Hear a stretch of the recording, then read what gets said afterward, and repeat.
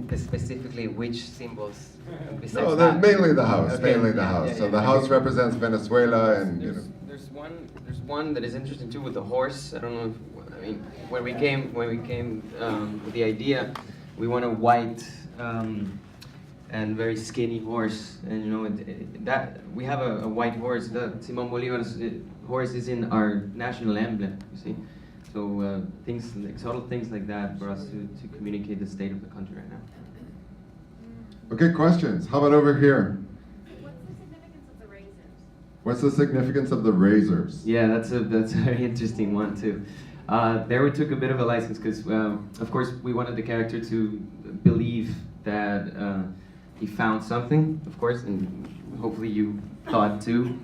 And then we kept investigating, and we found out that there's a lot of houses when they're rebuilding here that they find a lot of razors behind walls because there's a compartment in some washrooms in the old days to throw the razor blades. So it was great for us. We could justify it from that angle.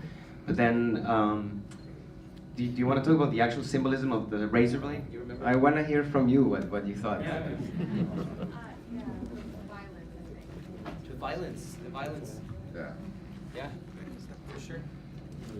Yeah, thank you. That's a wonderful reading. Preguntas. Carolina. Spanish or English? Your choice. Hola. Translate. Hola, excelente trabajo. Arriba Venezuela.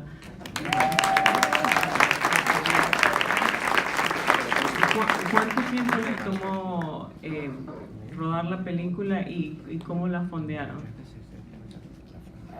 Bueno, la película se financió gracias a la Bienal de Venecia. Tiene un programa que se llama Bienal College Cinema, que es para directores haciendo su primer y segundo largometraje. Ellos te dan todo el financiamiento de la película después de unos talleres y bueno, te dicen que entregues la película en 8 meses. Fue un reto grandísimo, pues, como realizar todo de la preproducción hasta la entrega.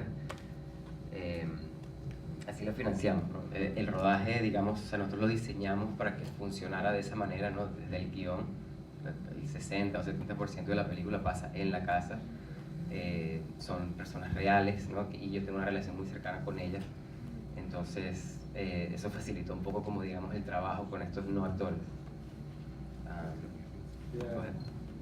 Well, I don't think that you need translation, but if you need it, basically what he said is how they get the support, the financial support.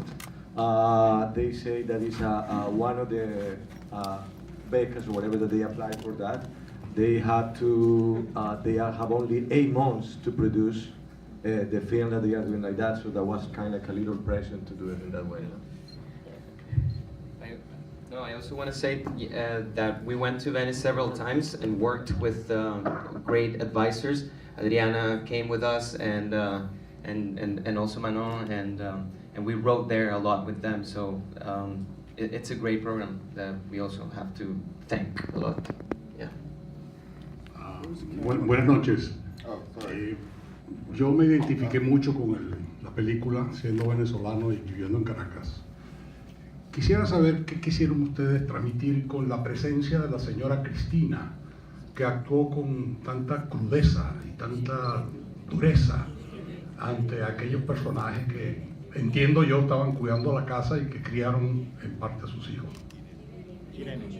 So, Irene, perdón. I will give you a little translation of that. He's asking basically about the character Christina.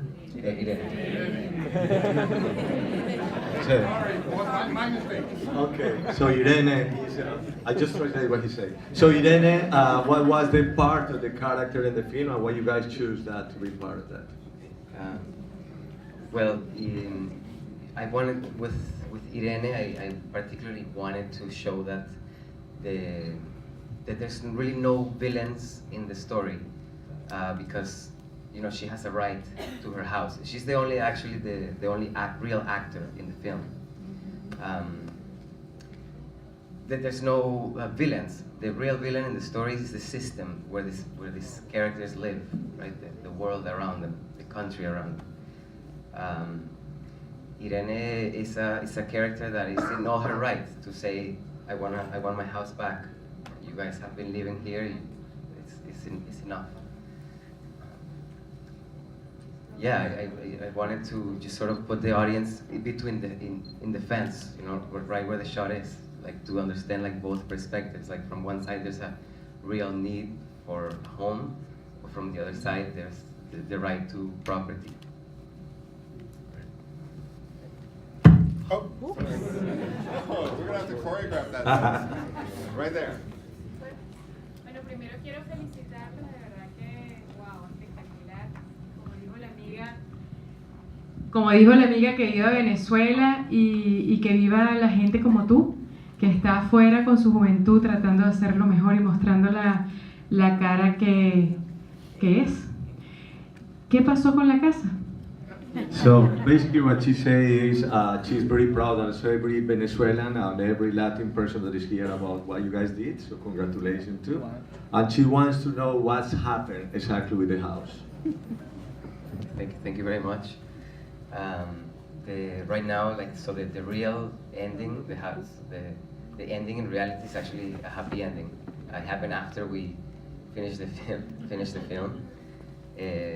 My family, who is really the owners of the house, they helped Rosina to buy a small house, and in the house Jose is able to live, and right now with Adrialis and Marley, and right now they're like fixing the house together so that there can be a transition. There's actually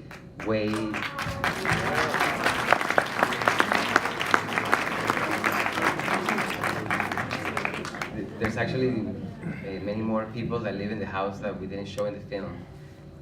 With them, it was different because it doesn't exist the same sort of connection. But still, you know, my family helped with sort of like the moving expenses. But of course, like we're not an NGO or something, so they couldn't really like provide the same, right? We have time for one more question there. We'll do two. This one and then you. So the last two questions are here. 1 second. What was the symbolism when George was going to leave for the mines in the South, and he wanted to give the money, but he didn't take it and said, "You're all the same." Was he equating George with Irene, or whites with blacks, or owners with slaves? What was the whole thing about? Okay. Thank you for that question. It's a wonderful question, and I'm glad you asked. Jorge is my father in real life, and the symbolism with that film, we're really trying to talk about the populism that exists in Latin America and in Venezuela, of course.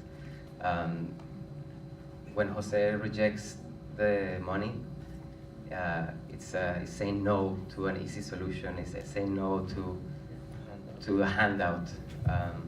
And when he says, yeah, you're all the same, he's talking about classism and this, how do you say, like, like prejudice, you know, like the preconceptions of class. So that's what we wanted to communicate. And actually, when Jorge says he's going down to the mines, we're making a next film following the character of my father to the gold mines. It's not a sequel, but it's a sort of a character departure. At the same time, Yes, excuse me. I'm sorry. We only have a very limited time, so we just have another question here. I just wanted to know, did you have to ask the Venezuelan government for special permission to film any of these scenes? And if so, was that process difficult at all? No, we didn't. Smart move. Okay, the very last question is this gentleman in the blue shirt who's been very patient, so this is just the last question.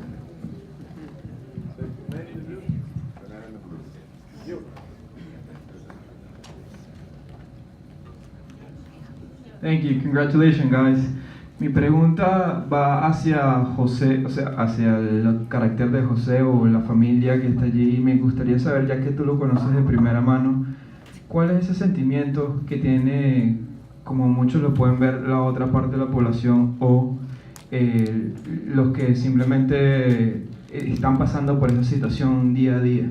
¿Cuál es ese sentimiento? ¿Cuál es ese si es resentimiento, si es odio, qué es? Y ¿cómo podríamos hacer nosotros venezolanos para que no exista esa diferencia, sino para que nos tratemos como en tu caso los han apoyado y han ayudado a esa transición? So the question basically was about resentment and the feeling of the people when you guys were doing that. What is exactly what you just tried to translate with that? So the characters in our film, they look at each other from like the same perspective, and it's really what is in common even with Jorge, which comes from a privileged perspective, is really this lack of opportunities, right? And so they look at each other with that. I think that, like, I mean, for us to like overcome these problems in our countries or in Latin America, I think we need to make work like this, talk about it, and to have deeper understanding, right? So that we can live together and understand more each other. So it's all about in getting to know each other. Yeah. Beautiful answer, thank you. Okay, so thank you so much, guys, for sharing the North American premiere of your film with us. I do have a big favor to ask. There's another film that's going to play right after this. It's completely sold out, and I would like to start the film on time. I know you're going to want to talk to these guys more, but please let them exit, and you can continue talking in the lobby, all right? And remember to vote, please. Remember to vote, very important.